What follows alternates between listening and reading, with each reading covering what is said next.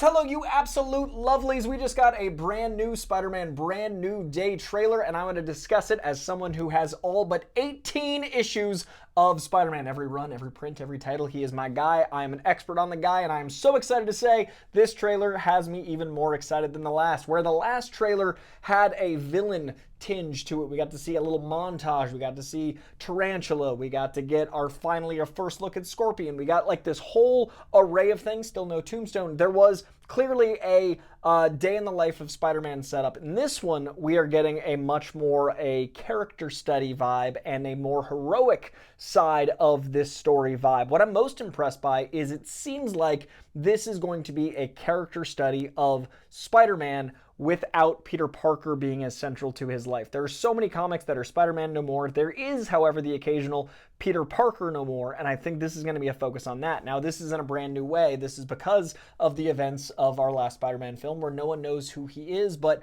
what that isolation does when you're just masked, when you're a character that is trapped without people knowing you, the psychology of that is going to be really interesting. Add to that some comic book elements of around Amazing Spider-Man 99 into 100 into 101. That era, especially with 101, Spider-Man is trying to get rid of certain elements of what makes him Spider-Man, and that seems to tie pretty directly into the heroes of the story. I said this is a hero trailer because it's pretty focused on Banner, Punisher, and whatever that villain is that is causing this pause. That reminds me a lot of the manifestation of some of Xavier's powers, further making me think if this is a more hero-based trailer, it does lend more credence that that might be Jean Grey. Time will tell. But the Banner element is now getting some more context because the actual arm device we see in both trailers is now revealed to be something that's keeping that side of him at bay, and we see in another scene him working on that device. That shot of Spider-Man in costume with Mary Jane we've seen bandied about, the graphic and the tech he's working with is that device. So Spider-Man is clearly trying to get rid of an element of himself, and I'm wondering if, much like the Spider-Man six-arm saga that led to Man-Spider with Amazing Spider-Man 101 into, I believe, 104, it's how Morbius is introduced. I don't think Morbius is in this. But in that era, he's trying to cure that side of himself, and there is often that Spider-Man curing himself motif. I'm wondering if that's going to be a part of the story that causes him to go into more of the other, which is a more modern storyline where Spider-Man is basically turned into much more of a spider. He gets organic webs, he gets a lot of different dynamics about how his powers work. It changes his spider sense, which also seems to be an element of the story where Spider-Man's spider sense allows him to be the only one that can brace for whatever this psychic thing is, if it is Jean Grey. So this does make me think more and more it's Jean. This does look really interesting with the heroes. I theorized in my last video and lots of my other coverage that maybe the web shooters are going to be cake and eat it too, where it's going to be a mechanical web shooter that kind of prevents or controls and aims the organic webbing.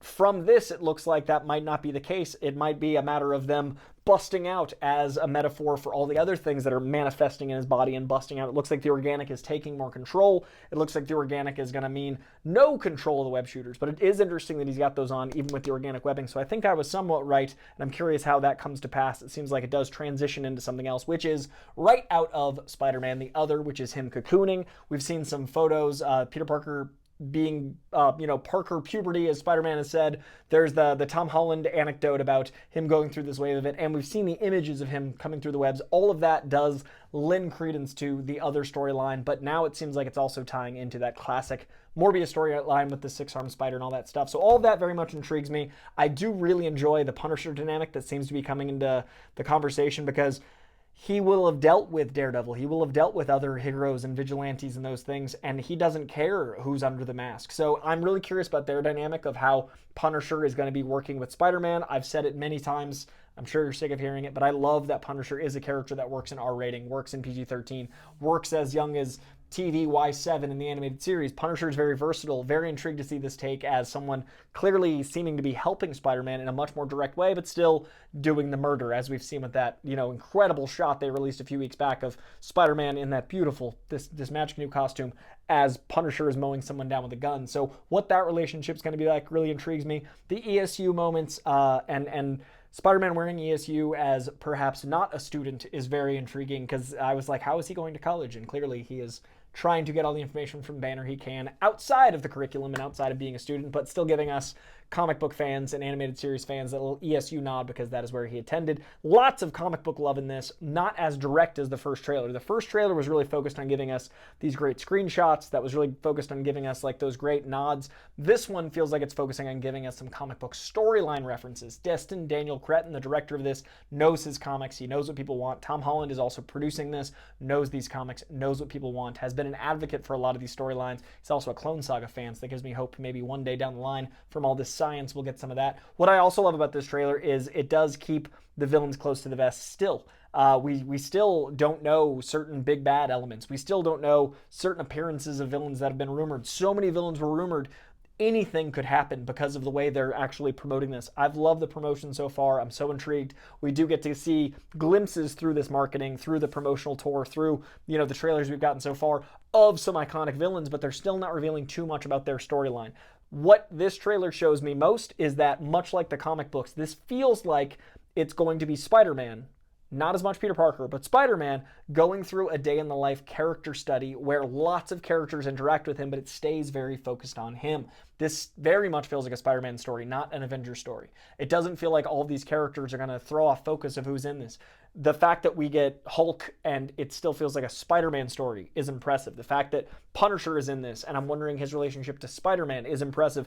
The fact that Aunt May gets to kind of represent an Uncle Ben kind of motif because of the way the MCU has told this story, I love that the responsibility and that, perspective of the parent figure is now on her. They did a great job, in my opinion, with No Way Home making Uncle Ben kind of a, not replaced by, but the surrogate Uncle Ben felt like Andrew Garfield and Tobey Maguire, like a father figure brother element totally played.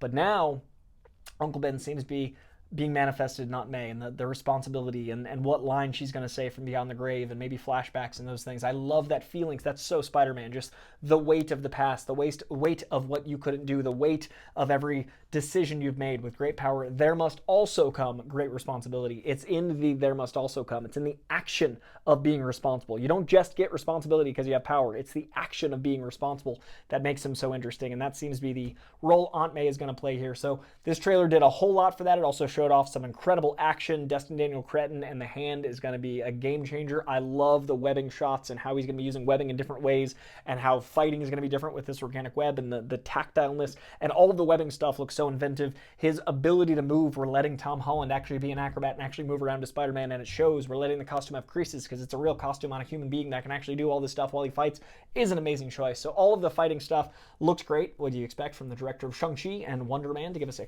character study and awesome action?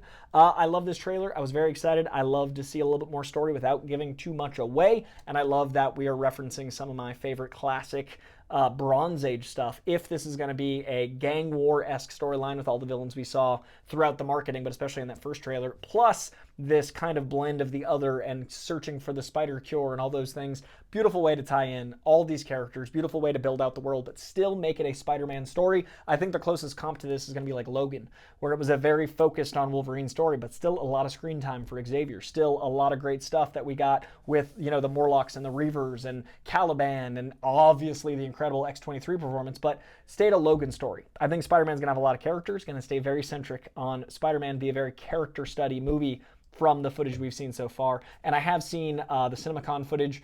Great scene at the party that we get a little bit more taste of. Some of the jokes from CinemaCon people are starting to get in these trailers. The tone of it was fascinating because it was very somber, very dour, very down, very Spider-Man. I'm picturing that John Meter Jr. in the Rain Spider-Man. I'm feeling that in these trailers. So I am all about that. That is absolutely my vibe. We got some of that in No Way Home, obviously with the bugle and all those things, but really living in the character drama of it, living in the character study of what makes Spider-Man work.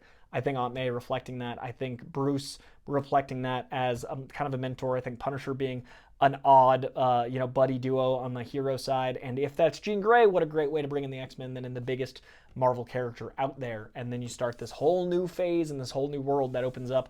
And if you're trying to cure something, and that leads into certain other mutant storylines, that is very interesting as well. So this has a lot of potential to explode out the universe in big new ways while still being contained and small, which is what it sounded like Tom Holland has wanted from the beginning, a grounded, friendly neighborhood story with all of the very essential Spider-Man needs, that's also huge in scale because it's the 4th Spider-Man in this series. So you got to have the sequel thing where it grows, but you want to have it contained because you want to tell a good story, and it looks like we are doing that. Would love to know your thoughts in the comments below. What did you think of this Spider-Man Brand New Day 2nd trailer? Are you excited to see it on July 31st? We are very, very close. I'm going to cover the hell out of it.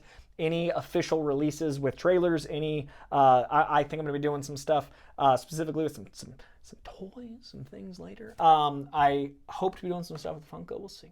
I got some ideas. I got some fun stuff cooking. So stay tuned for all of that. Please subscribe to this channel if you love Spider-Man. I cover a lot of Spider-Man goodness, and I read 50 comics or so a week and give you my favorites every week, plus covering all the big movies and TV shows. A lot on this page, so hit that subscription bell. I appreciate you guys.